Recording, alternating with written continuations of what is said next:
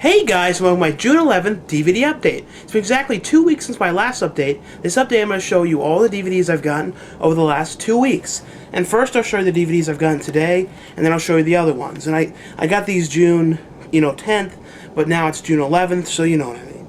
The first one I got, and this is finally out, what's finally the end of this series on DVD, because they've all come out, they've been coming out since like 2005, and I am a little disappointed that the covers started out really cool, and then they went to this typical normal covers. At first they're really inventive, and now they're just regular old covers. And it's the Home Improvement Season 8, and some people don't like this show, or they're like, I don't like things like that. See, when I think of classic sitcoms, or like sitcoms of the 90s, I think of this, Family Matters, Full House, things like that. Perfect Strangers was started in the 80s. Alf, stuff like that. I think of the 70s, I think of the Brady Bunch. I think of the 60s, I think of Gilligan's Island. But I like this show. And the thing is, they put Jonathan Taylor Thomas on the cover. They should put the sticker over his face, because he's not really in it. He was in like one episode, and he's like, I'm going off to college. And he's like, oh, and the whole episode time, they're always like, well, Jonathan, he's in college, or whatever. I forget his name in the show. He's like, well, he's going off to he's off in college now. He's out there doing good work, doing homework, and, doing his studies. And, you know what I mean? They kept on trying to dance around the fact that he wasn't there by saying he's in college. And if you notice in a lot of shows, they always do that. Sometimes they write the big brother out, like he's in college, he's left. And like I remember Tim Allen's all mad, was mad, I don't know if he's mad anymore, but Jonathan Taylor Thomas said he was leaving for college, and he actually didn't. He actually went and filmed that I'll Be Home for Christmas movie. And when Tim Allen found out about that, he got so pissed off. So like the series finale of this, Jonathan Taylor Thomas wasn't even in it because of that.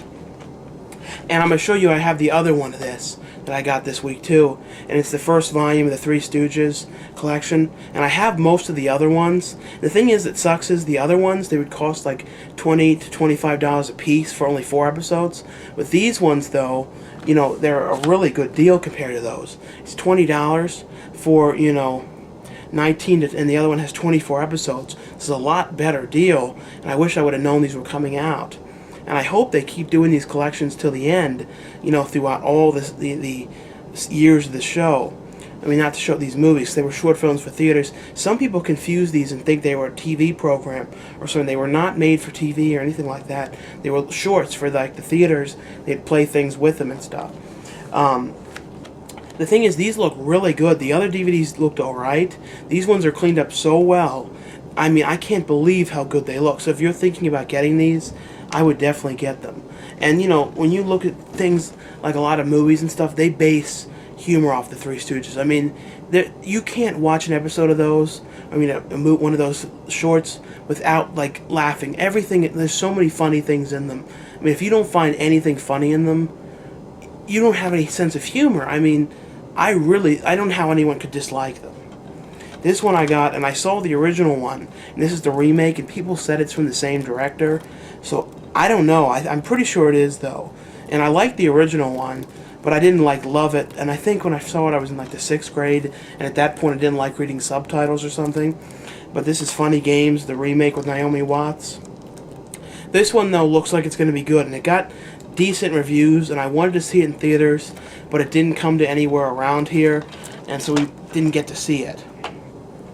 This one I heard was out, and it took me till now to get it. And it's City Slickers, the collector's edition. And I mainly got this because it has a commentary from Daniel Stern, Ron Underwood, and Billy Crystal. And I really want to see what Billy Crystal says. And I don't think he's done a commentary before. And same with Daniel Stern. I really don't think he has. I know Daniel Stern did interviews for Home Alone, things like that, but I don't think they've ever done commentaries. But I might be wrong. Billy Crystal, though, it's too bad. He hasn't really done anything lately. He hasn't done anything since Analyze That. What's that one was the sequel to the one. And I really liked Billy Crystal, and I liked some of those weird ones that he did, like My Giant. People disliked that so much. For some reason, I loved that movie. I don't know why. I thought it was a good movie, and I don't know. I'm just hoping that Billy Crystal comes back at some point and does something. This one I wasn't sure about getting at first, because the movie has so many effects and treatments of the film. They use so many different sources like video, film, 16 millimeter, all these different things. So I wasn't sure how good it would look on HD. HD high-def Blu-ray is what they call it now. It's Natural Born Killers. And I always have really liked this movie. I remember in middle school, I think I was in the 6th grade, this like cop came in. He's like Officer Ward or something. And he's like, well, I'm going to talk to you about a very violent, vile, disgusting movie that none of you should see. And he was talking about Natural Born Killers, saying there was 100 deaths in it or something. He was saying all this stuff about it. Like, if I were you, I would never watch that trash. And I remember right after he said that, I think I went out that very day and like got my parents to rent it. Because I was in middle school, so I couldn't rent it myself. But I watched it that very day he said that. And I don't know. See, if you want someone to watch something and they're a kid, don't go, oh, it's disgusting. You don't want to see that. It's awful. Don't ever watch that. That'll make people watch it. If you really don't want them to watch it, go, oh, I love that movie. It's such a great film. And the kids are like, oh, I don't want to see that. You know, that's the way you make kids not want to see something. But it's about, Woody Harrelson's character and Juliette Lewis is these like serial killers going around killing everyone. And I really liked Rodney Dangerfield in this. He played this real mean father that he did such a great job in this. And he wasn't in too many movies playing a serious part. But about the Blu-ray though, it looks really good on Blu-ray. It looks a lot like it doesn't look as good as some Blu-rays look, but it does look very good. And I would definitely recommend it. It's a little expensive. It's like $30. I think it's a lot of money, though. Well, more money than... It didn't get marked down even online because it has this book thing with it. I'm guessing that's why. Because, on Amazon, you can usually find the Blu-rays $19.99 to $24, a little less than that. This one, though, the Blu-ray was supposed to come out the same day. And all these ads on Fangoria's site and all these places said DVD and Blu-ray out June 10th or whatever. And then they changed the date for the Blu-ray till October, the middle of October or something. Don't ask me why. And I didn't want to wait till then because I really wanted to see it. It's the new Raw Feed film, Otis. And Raw Feed did Sublime, which is about that guy in the hospital. And that was a pretty cool one. Some people didn't like it. I thought it was alright. And they did the other one that I really liked. Rest Stop was about this people getting that rest stop. That was a very cool one. I really liked it. It reminded me of like one of those 70s kind of things. This one's about this fat guy who would kidnaps girls and chains them up in his basement and makes them act along with him like they're dating and he's like gonna take them to the prom. And basically it starts off with this one girl and she ends up getting killed, so he has to find a new girl that he kidnaps and plays this game with. And he's real weird though. He has a car in his basement and he has like a real rear screen projection of the road. Like he acts like he's driving, and he builds this like little prom in the basement, and it's actually very interesting. I like this movie, and it stars Daniel Stern. Finally, Daniel Stern has come out of the woodwork because I haven't seen anything in a long time. Like Bushwhacked is the last real big movie. I think Bushwhacked and then Very Bad Things, which everyone shits on. And for some reason, I love that movie. I know people don't like it. I think it's a good movie. Very Bad Things. I like every cast member in that. I like Jeremy Piven. I like Kristen Slater. I don't know. I like Cameron Diaz. I think it's a good movie. But I think that's the last big thing he's done. He's done some like Bachelor Party USA or something like that. But this is like the character, the girl in this though that gets kidnapped is like the daughter in What Women Want, and Melvin Gibson's movie. Yes, I have seen that movie. I thought it was fine. And starring, Helen Oot. I don't know. I thought it was fine. This movie though, Daniel Stern is the father of the girl that's kidnapped, and it's like them trying with like the police and like the FBI in the house trying to track down the guy.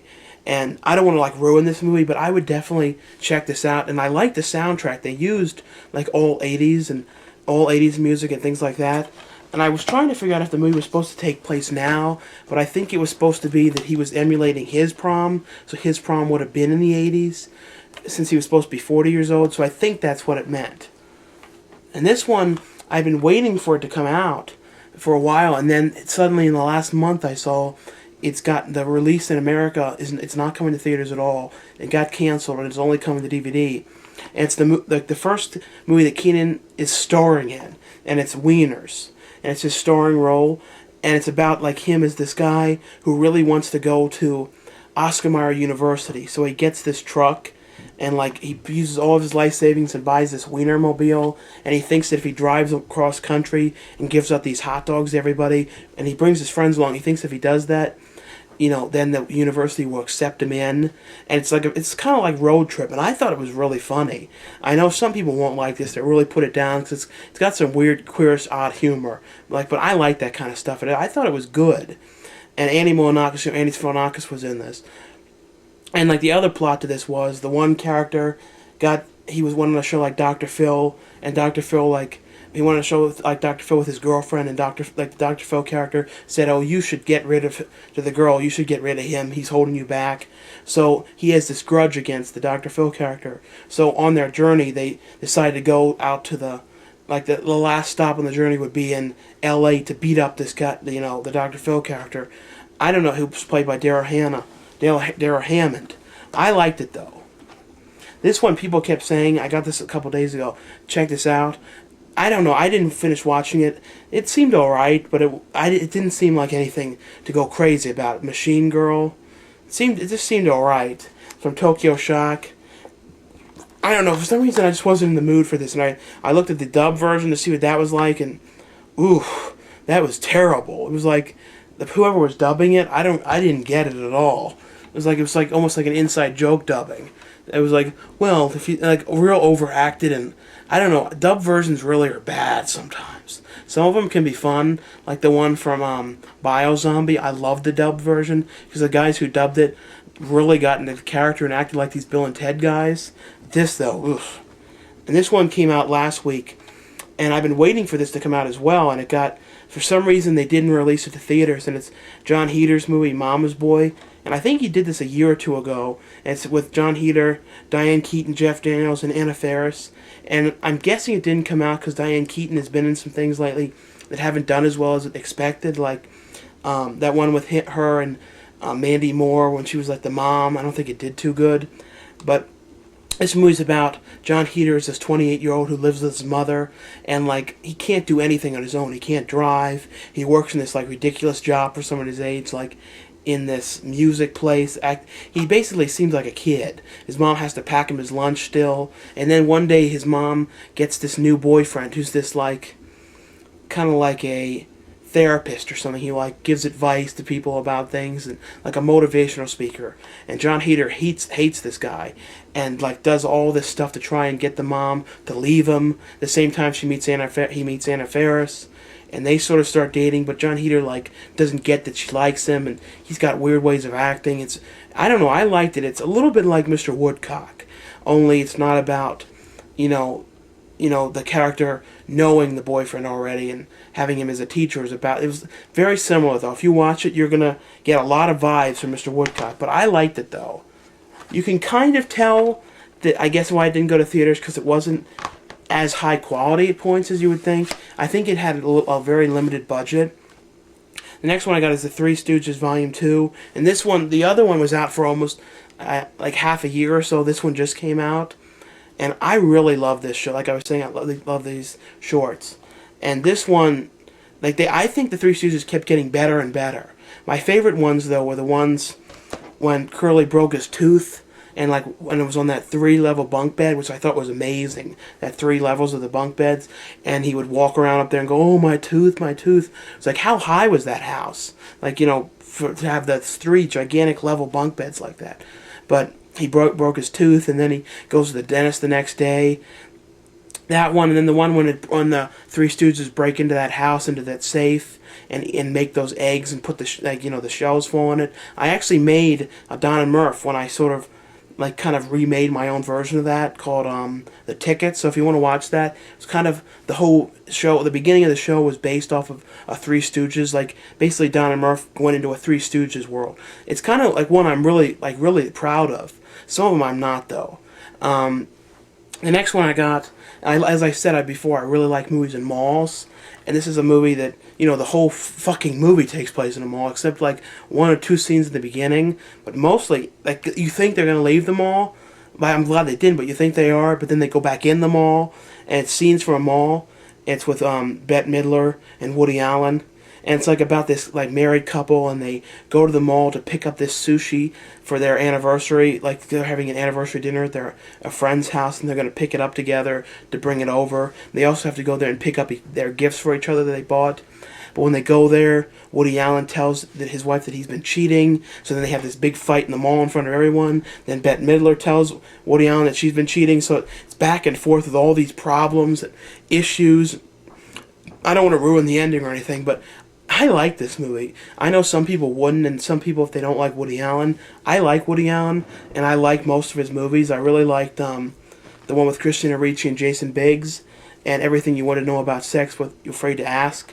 But I would check that movie out, though. This one I had been wanting to watch for a while, and I think I'd seen it before on Disney Channel and on HBO, but not the whole thing. So I hardly remembered it, and its batteries not included. This is about this old people who are in this. It's like they're tearing down the whole neighborhood to put in like a new mall. I think it was a mall. I don't remember if it was a mall or what it was they were building in there, but they were putting in like a new houses and all this stuff, and they're like the last people left in the house, and like they say, the one says, I wish someone could help us, the one old man, and these alien spaceship things come down and help them build things and help them do all this stuff.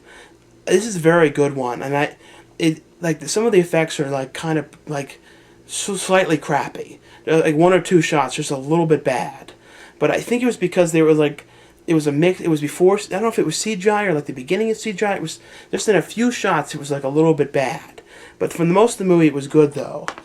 And I know it was originally written to be an amazing story that Mick Garris wrote, who is the main creator of the Massive Horror series, and he directed The Stand and a lot of those things.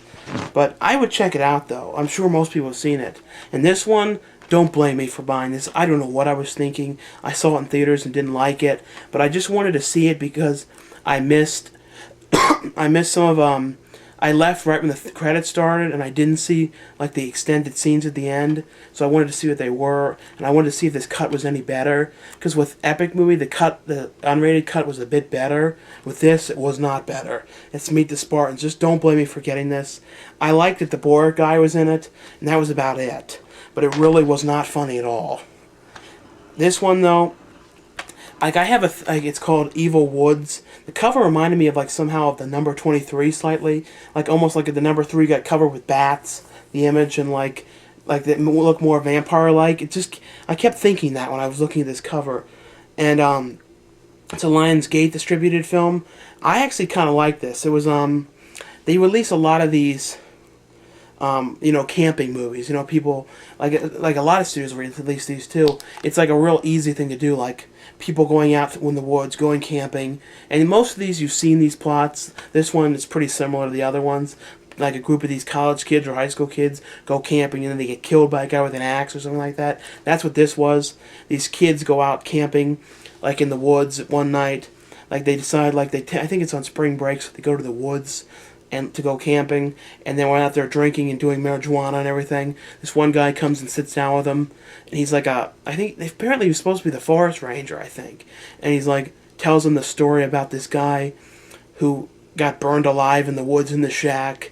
It's similar to the story of The Burning, and how he comes back and kills all the kids in the camp. Kills all the kids who go camping out there with his axe. So basically, once the guy tells them the story, the character comes, and the characters get killed off one by one.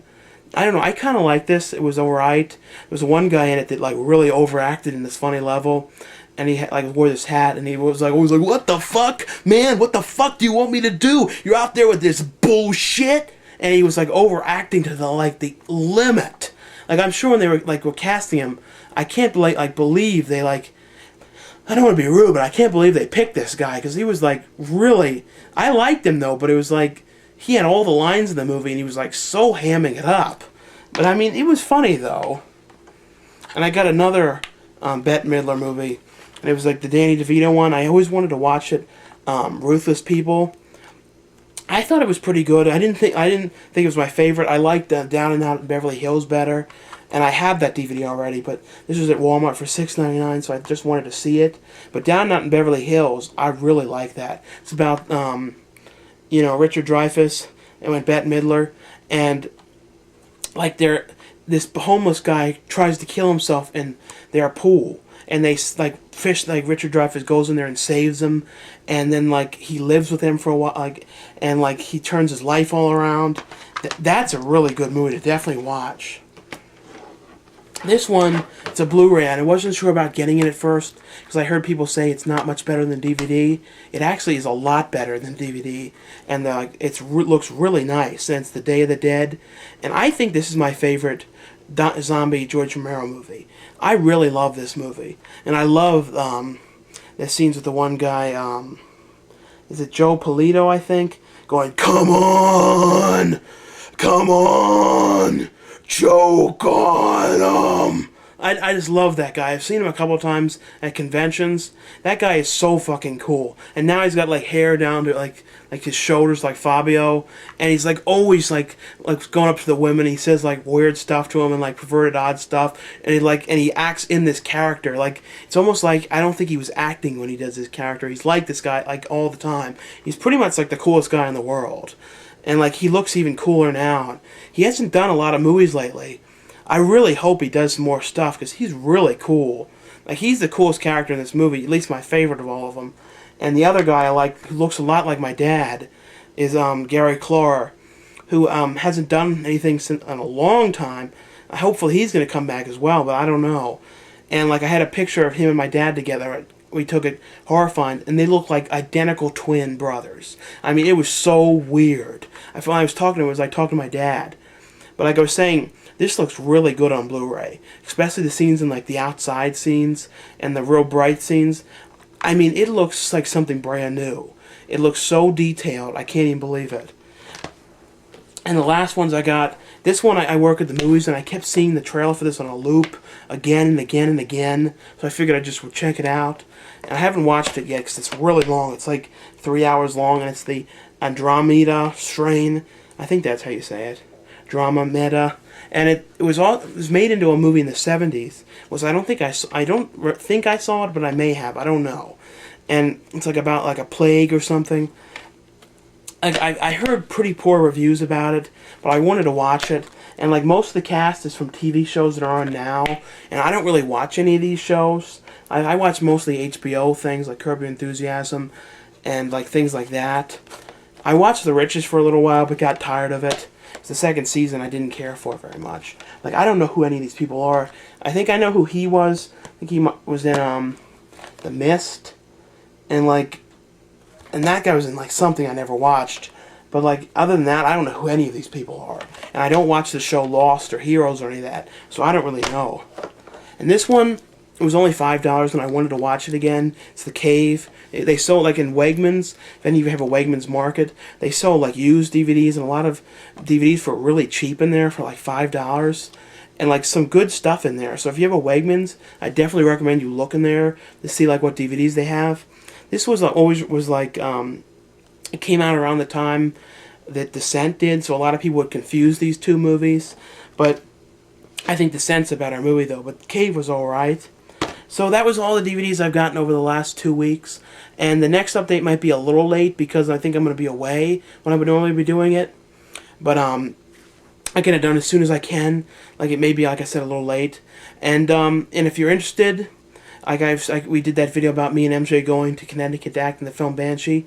Well, online now, we're added on Internet Movie Database. So I put on the side of the video, you can look at the links for mine and MJ. And I updated my profile with a picture, and you can submit information or whatever you want if you would like to. You can also post on the message board on there, and you can post topics about whatever you want.